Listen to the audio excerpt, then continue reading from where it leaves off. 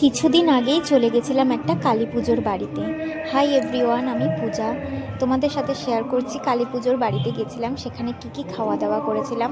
প্রথমেই চলে গেছিলাম মাকে দর্শন করতে। দেখো মায়ের মুখটা খুব মিষ্টি, মানে মন জুড়িয়ে যাচ্ছিল, মনে হচ্ছে যেন মায়ের দিকেই তাকিয়ে থাকি এক দৃষ্টিতেই। এত সুন্দর মায়ের মুখটা হয়েছিল, একদম ছোটোখাটো পুতুলের মতো লাগছিল মাকে।